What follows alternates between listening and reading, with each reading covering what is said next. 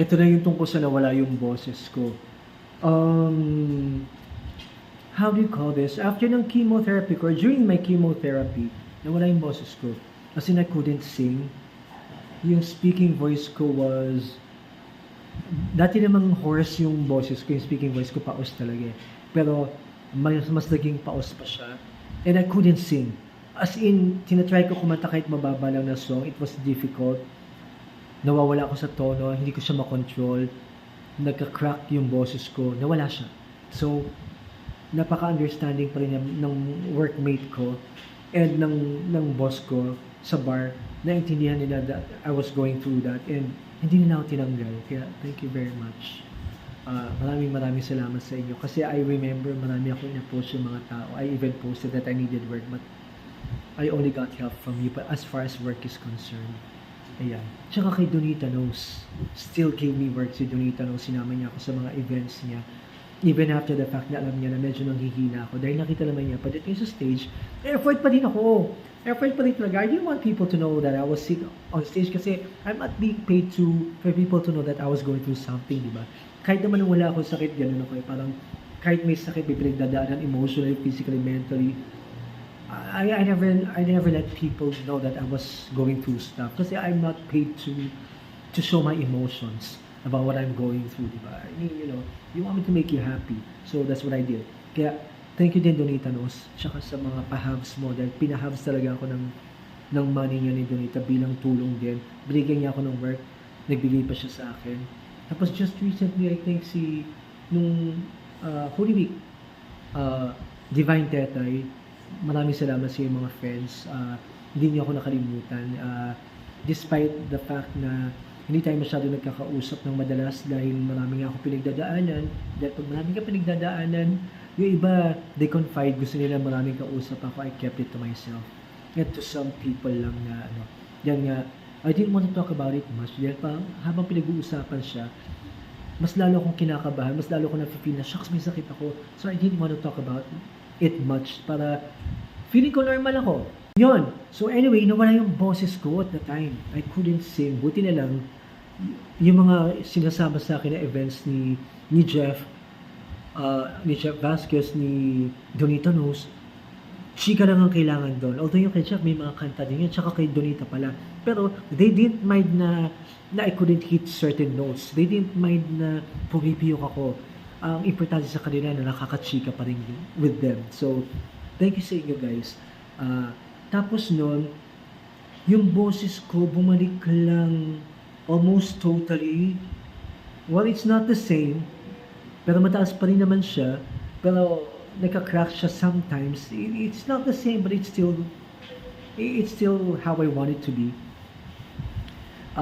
Bumalik lang siya siguro mga 2 months ago. Doon na lang siya totally naka-recover. Mga 2 months ago. Gaya nga na sinabi ni Sir Chris ng Z package ng PhilHealth na babalik daw. So I just trusted his words dahil alam nila alam ng mga taga Z package yung mga pinagdadaanan ng cancer patients. So I believe them, si Dr. Pilar.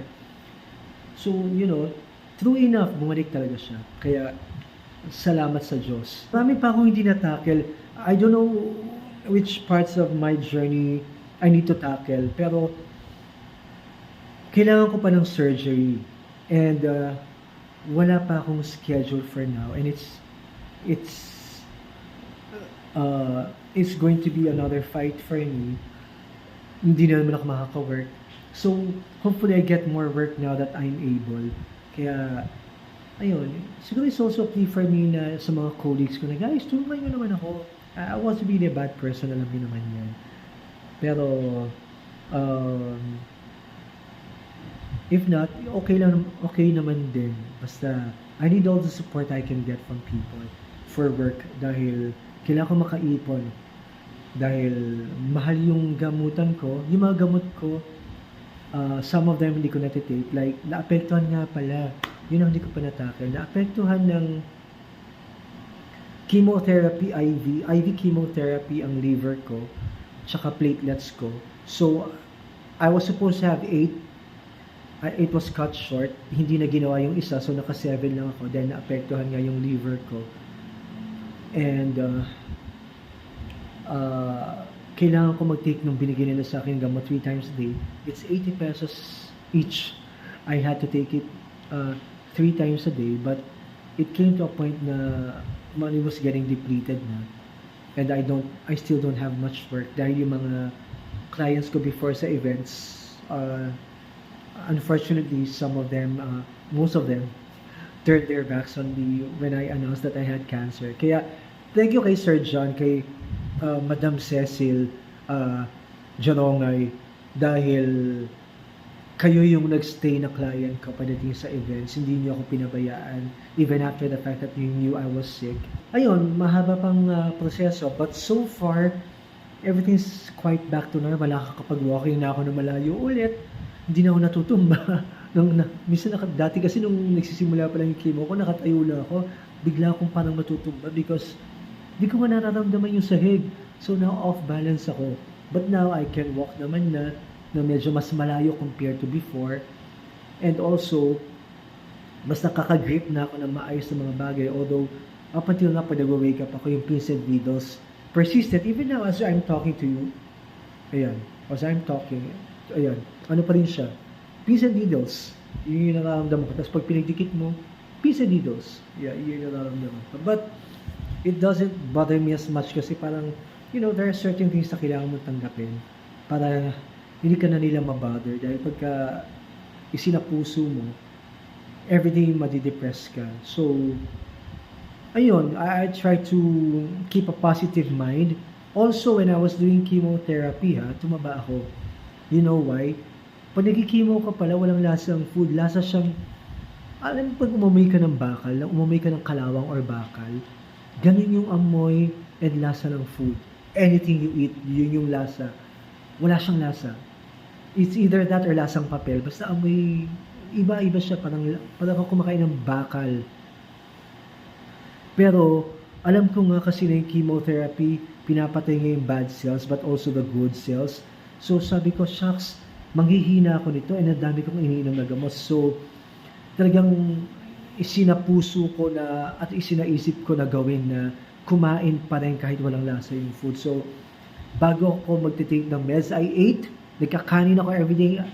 Hindi ako nagkakanin everyday, guys, kasi I wanna be fit. I only eat rice kahit noon before I got sick. I only eat rice twice a week. Tapos puro bread na ako and other food, gulay, fruits, or bread, pasta, or whatever. Pero hindi ako nagba-rice everyday. So I was doing that. Pero nung time na nagki-chemo ako, rice na ako ng rice everyday because I knew I needed the energy. Although in moderation pa rin naman, pero ulam everyday. Kaya nag-gain ako, I think I gained around, I was 63 kilos at the time. Nung nag-start ako ng chemo, 63, 4, 5, 6, 7, 8, 9, 7, 8, 71. Nag-gain ako ng 8 kilos when I was doing chemotherapy. Kasi nga, I made it a point na kumain talaga ng healthy. Kahit wala akong gana, kahit walang lasang food, hindi ko talaga siya, dinedma ko talaga yung thought na yun na wala akong gana. Talagang ikinain ko. Kaya, siguro advice ko din sa iba na who's going through the same thing as I am, na pagka nagpapagamot kayo, nagtitreatment kayo, kumain kayo ng kumain, wag yung intindi na wala siyang lasa. Importante tingnan nyo yung nutritious siya. Tapos, imagine nyo yung lasa. That's what I did here. It worked for me. In-imagine ko yung lasa niya. In-imagine ko, I'm eating sinigang. So, parang nalalasahan ko na din sa isip ko yung sinigang kasi nga ini-imagine ko siya. Ganon. So, yun. Yun yung kwento ko. If I forgot other stuff and you've got questions about anything, mag-comment lang kayo. If may time ako, sasagutin ko yung mga questions here. I'll do a video or maybe I'll leave a comment para matulungan kayo na sa mga information na alam ko. Diba? Yung mga alam ko lang, hindi naman tayo magmamarunong, hindi tayo magpapaka-doktor. Isa pa yon, guys, don't self-medicate. Yun hindi yung nagpapasalamat ako kay Lord kasi hindi ako mahilig mag-self-medicate. Kaya, maraming salamat talaga na hindi ko ginawa yan at nagpatingin ako. And also, isa pa yon, pag nagpatingin kayo, tapos hindi kayo sure sa mga naging resulta na binibigay sa inyo, maghingi kayo ng second, third opinion para makapili kayo kung sino yung gusto nyong pakinggan na doctor na yon na umaayon doon sa nararamdaman nyo sa katawan nyo. Yun lang. And yun, I hope nakatulong sa inyo yung mga information that I gave tungkol dun sa story ko. And marami pa ako hindi naikwento kasi kaso nga ba ng video, tsaka I keep forgetting stuff. Kaya nga patalon-talon tayo. Pero pasensya na lang. Kaya God bless us all. Stay safe and don't self-medicate. And always remember, kahit sa mga pinagdadaanan natin ganito, God is good. I'm alive. God is good.